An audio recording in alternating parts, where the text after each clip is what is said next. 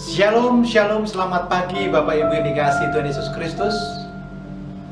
Biarlah kasih damai Allah sejahtera selalu melimpah atas kita. Dan pagi ini berjumpa dengan saya dalam program Word of Wisdom. Kita dibangunkan pagi hari dengan kesehatan, berkat. Bahkan kita dimampukan melihat ciptaan Tuhan dan dengan anugerah-anugerah yang luar biasa Tuhan berikan atas kita. Bapak Ibu yang dikasihi Tuhan Yesus Kristus, hari-hari ini kita melihat di media sosial, di media massa, banyak orang yang dulu sepertinya kita kagumi, tetapi harus hancur namanya gara-gara tindakan yang melawan hukum.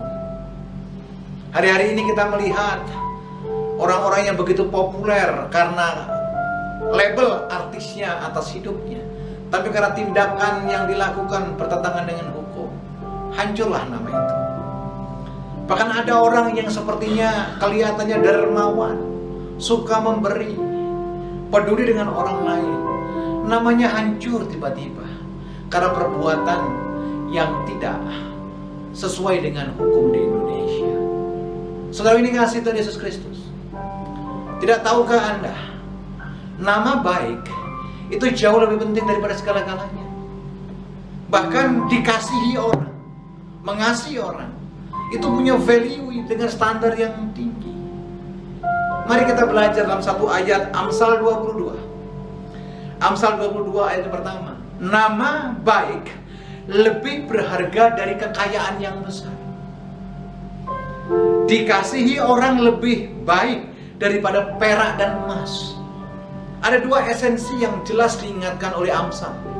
Yang pertama adalah nama baik, melebihi daripada pencapaian, melebihi daripada kekayaan, melebihi daripada harta benda, melebihi dari apa yang kita punya. Bahkan dikasihi orang itu lebih berharga daripada emas dan perak. Harusnya sebagai orang percaya, hari-hari ini kita berlomba-lomba menggenapi firman Tuhan ini.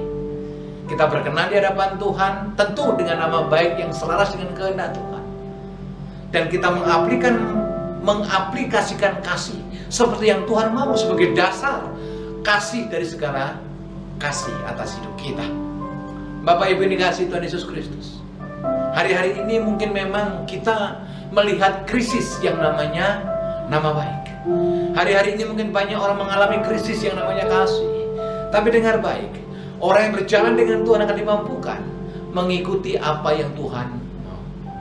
Orang yang berjalan dengan Tuhan pasti dimampukan untuk melakukan firman yang dipelajari.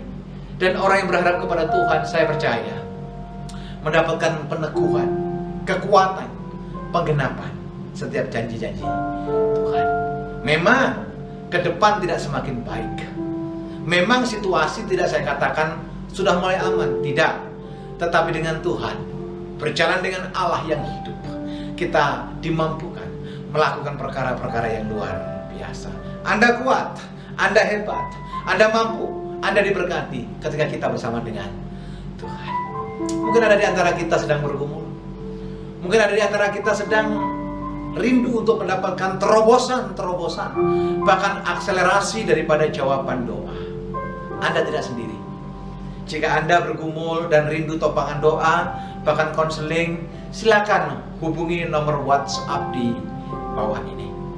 Kami dari tim Epicenter of Mercy akan berdoa, akan mencoba terus meminta kepada Tuhan untuk memberikan jalan keluar.